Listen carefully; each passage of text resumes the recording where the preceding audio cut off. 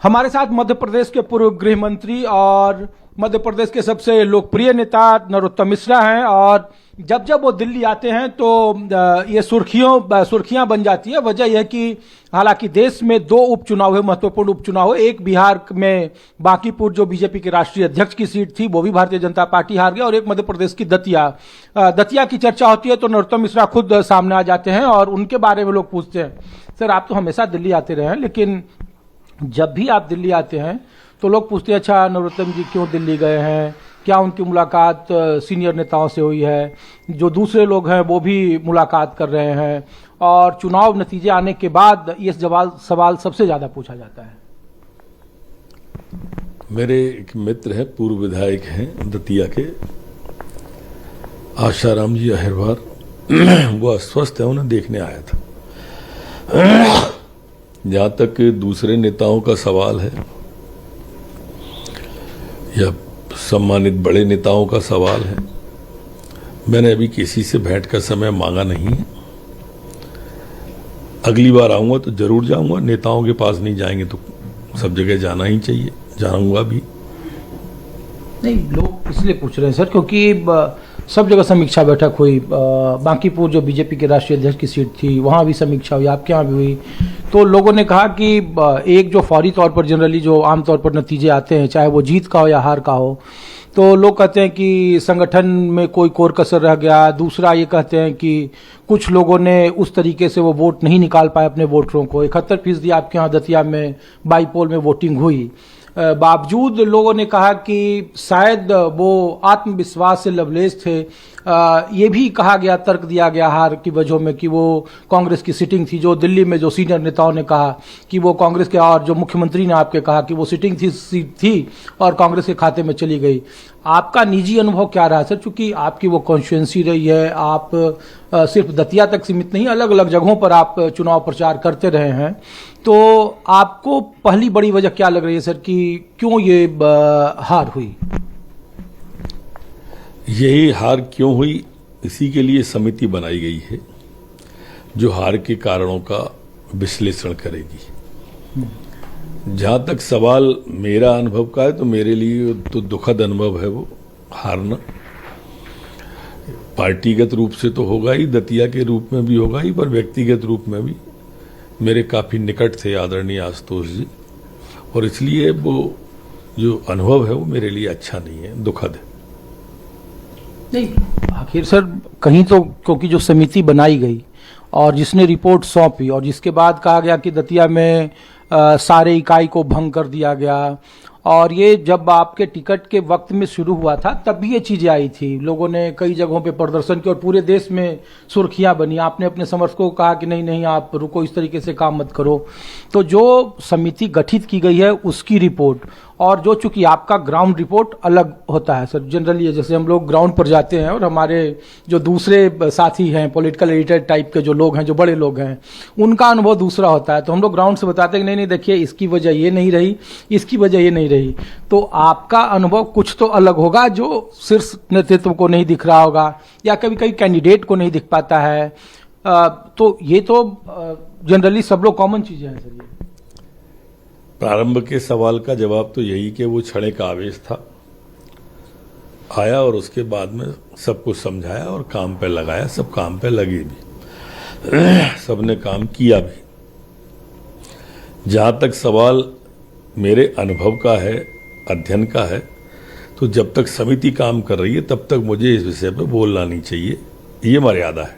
इसीलिए तो लोग कह रहे हैं कि आखिर इसका मतलब ये सर कि जो आपका निजी अनुभव है वो कुछ अलग देख रहा है और जो दूसरे लोग जिसके नजरिए से जांच कर रहे हैं उनका नजरिया दूसरा है। हमेशा नजरिया दूसरा होगा ही। जब दो लोग होंगे तो दो नजरिए होंगे, तीन होंगे तो तीन नजरिए होंगे, 100 होंगे तो 100 नजरिए होंगे। हर व्यक्ति का सोच का अपना दृष्टिकोण होता है, वो अपने नजरिए से देखता है। मैं पार्टी के नजरिए से देखता हूँ कि पार्टी के हित में क्या है और पार्टी ने जो निर्णय लिया है सही लिया है, ऐसी मेरी मान्यता है।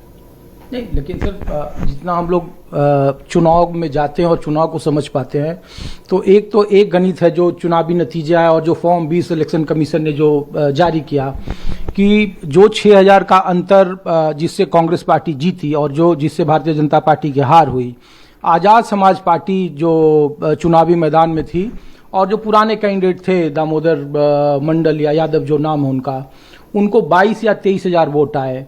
और वो भी कहा जा रहा है कि उन बूथों पर जो हम लोगों ने देखा कि जो यादव बहुल बूथ थे, जो कुशवाहा बहुल बूथ थे, वहाँ पे कांग्रेस पार्टी को लीड मिली। आमतौर पर कहा जाता है कि मध्य प्रदेश में चेहरा मोहन सिंह यादव हैं, ओबीसी चेहरा हैं, तो एक जो तयशुदा वोट बैंक है उसमें उनको फायदा मिलता है। जैसे हरियाणा में हिरवाल बेल्ट में यादवों ने भारतीय जनता पार्टी को वोट किया, उधर भारतीय जनता पार्टी को जीत मिली। तो क्या एक ये बड़ी वजह रही कि जो ओबीसी चेहरा है उस पर लोगों ने भरोसा नहीं जताया दतिया में? दतिया में दोनों प्रत्याशी नंबर 1 और नंबर 2 वाले दोनों ही सामान्य वर्ग से आते थे। ओबीसी वर्ग से दोनों प्रत्याशी नहीं आते थे। राजा साहब भी सामान्य वर्ग से थे और माननीय आशुतोष तिवारी जी भी सामान्य वर्ग से थे। यहाँ पर कोई लड़ाई में दोनों पार्टियां मुख्य थी, वही दोनों पार्टियां थी और दोनों सामान्य वर्ग की से थी। नहीं, मैं कह रहा हूं सर, जो आजाद समाज पार्टी को आया, यादव और कुशवाहा बहुल सीटों पर कांग्रेस पार्टी को बढ़त मिली, उसको जीत लीड मिली उन बूथों पर। इसी वजह से कहीं एक जगह 4,500 का था, एक जगह 1,800 का था, जो 6,000 का अंतर है। तो मैं इसीलिए सवाल पूछ रहा हूं कि मोहन यादव के मुख्यमंत्री रहते कि चेहरा वो थे, उन्होंने कहा कि नहीं हम जीता कर लाएंगे, चुनाव के पहले कैंपेन वो गए थे, तो क्या वो vote bank Bharatiya Janata party के साथ नहीं जुड़ा? मैं ये पूछ रहा हूँ सर। मोहन यादव जी ने बहुत मेहनत की, हमारे प्रदेश अध्यक्ष जी ने बहुत मेहनत की, लगातार प्रयास भी उन्होंने बहुत किए और उनकी वजह से काफी ऊपर ये चुनाव आया भी। आजाद समाज पार्टी का कोई रोल नहीं सर? दामोदर मंडल को जो 22 या 24 हजार वोट मिले और यादव कुशवाहा वोटरों की जो नाराजगी थी, जो पहले के भी चुनाव में ट्रैक रिकॉर्ड में देखा गया था भारतीय जनता पार्टी से। आमतौर पर होता है ना सर कि अगर आप ब्राह्मण हैं तो ब्राह्मण वोट सब जगह आपके साथ जुड़ जाएगा 80%। पार्टी से किसी जाति की नाराजगी बिल्कुल नहीं रहती है, न थी, न है, न रहेगी। तो फिर सर ये यादव और कुशवाहा बहुल सीटों पर क्यों बढ़त नहीं मिली जब मुख्यमंत्री यादव समुदाय से, ओबीसी समुदाय से? यही तो विचार करेगी वो समिति। जब सारा विचार मैं और आप करेंगे तो वो समिति क्या करेगी? यही विचार करने के लिए समिति बनी है। जय माई की। अरे सर बैठिए, आपसे मैं कोई सवाल ही नहीं पूछ रहा हूँ। अरे मिश्रा जी, अरे सर आप आइए तो यहाँ पे तो देखिए, अच्छा एक सवाल और आखिरी है सर, वो जवाब दे दीजिए, उसके बाद फिर आप चलिएगा।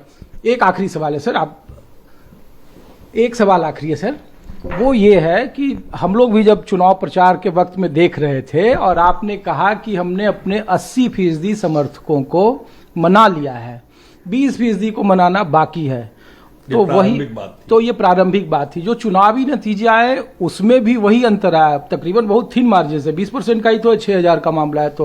तो क्या जो 20% जिसको नहीं मना पाए उसी का असर है कि? हमारे सभी कार्यकर्ता मान गए थे, सभी काम में जिसकी जितनी क्षमता थी उस क्षमता के अनुसार काम में लगा था। और आपके आंसुओं का हिसाब भी जनता ने दिया? नहीं, हिसाब किताब क्या होता है, वो आंसू कार्यकर्ता को देख के आए थे, कार्यकर्ता की चोट को देख के आए थे, कोई पार्टी या प्रत्याशी के लिए थोड़ी थे वो। और वो विषय अलग था और चुनाव विषय अलग था। चुनाव में सबने आशुतोष जी के लिए काम किया। अब आगे क्या सर? नरोत्तम मिश्रा मध्य प्रदेश की राजनीति में या देश की राजनीति में कैसे अपने आप को देख रहे हैं? क्या उनकी? मैं पिछले 2.5 साल से जैसा अपने आप को देख रहा था वैसा ही आगे देखता हूं। 2.5 साल जब मैं चुनाव हारा था तो पार्टी ने मुझे काम दिया था ज्वाइनिंग टोली का, लोकसभा में न्यू ज्वाइनिंग टोली का। उसके बाद में उन्होंने महाराष्ट्र चुनाव में काम दिया चुनाव का, फिर दिल्ली चुनाव में काम दिया चुनाव का, फिर बिहार चुनाव में काम दिया चुनाव का। ऐसे पार्टी काम देती रहे, मुझे किसी पद की अभिलाषा नहीं है। तो ये जो समिति बनी है और जो आपके लोगों पर कार्रवाई हो रही है, जो भंग कर दिया गया, किन्हीं को निकाल, मेरे और आपके लोग नहीं होते, सब भारतीय जनता पार्टी के लोग होते हैं और सब भाजपा के ही लोग हैं। लेकिन दतिया तो अपवाद है सर, वहाँ तो कहते हैं कि पार्टी का मतलब नरोत्तम मिश्रा। कहना चाहो वो कह सकते हो, कहने को आपको रोक नहीं है, आपके अलावा और तो कोई कहता नहीं है ना ये बात है। अब हम लोग सर जब दिल्ली से जाके दतिया जाते हैं और आपके जब जो समर्थक कहते हैं तो यही बातें समझ में कहता है, आप लोग कहते हैं। आने वाले वक्त में और किसी से इरादा नहीं है मिलने का, क्योंकि उमा भारती भी थी, उन्होंने भी कहा कि अभी किसी से भी मिलने का इरादा नहीं है। आऊँगा, अगली बार मिलूंगा सबसे। शुक्रिया। तो नरोत्तम मिश्रा हैं और कह रहे हैं कि जो सवाल पूछा जा रहा है कि जो ओबीसी, जो यादव और कुशवाहा बहुल सीटों पर, जो जिसमें तकरीबन 4,500, 1,500, 1,900 कई सारे ऐसे बूथों हैं, उसमें हार मिली है, और अगर चेहरा मध्य प्रदेश के मुख्यमंत्री मोहन यादव हैं तो फिर उन बहुल सीटों पर, उन जाति बहुल सीटों पर पार्टी क्यों पिछड़ी, ये समीक्षा का कारण होना चाहिए, और इस पर पार्टी की जो समिति है वो इस पर विचार करेगी। बाकी नरोत्तम मिश्रा जो पार्टी का आदेश होगा उसके हिसाब से आने वाले वक्त में राजनीति में अपनी भूमिका निभाते रहेंगे। सहयोगी अविनाश राणा के साथ ऋषिकेश कुमार, न्यूज़ 24 दिल्ली।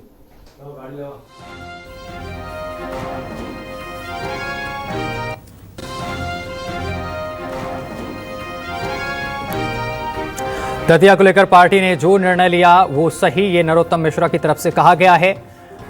आशुतोष तिवारी को चुनाव में उतारना सही था, ये भी नरोत्तम मिश्रा ने कहा है। सीएम डॉक्टर मोहन यादव ने चुनाव में बहुत मेहनत की, ये तमाम बातें नरोत्तम मिश्रा की तरफ से कही गई हैं। दतिया को लेकर पार्टी ने जो निर्णय लिया वो सही, ये तमाम बातें नरोत्तम मिश्रा की तरफ से कही गई। ये बड़ी और अहम जानकारी हम आप तक पहुंचा रहे हैं। उन्होंने कहा कि हमारे समर्थकों ने पूरी मेहनत की,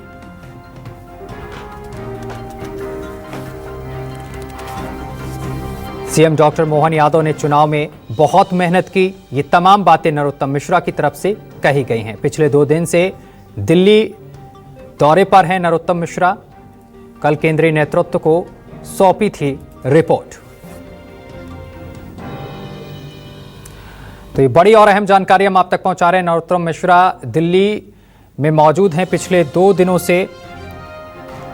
आशुतोष तिवारी को चुनाव में उतारना सही था, ये तमाम बातें नरोत्तम मिश्रा की तरफ से कही गई हैं। सीएम डॉक्टर मोहन यादव ने चुनाव में बहुत मेहनत की, ये भी नरोत्तम मिश्रा की तरफ से कहा गया है। हम सब ने आशुतोष तिवारी के लिए काम किया।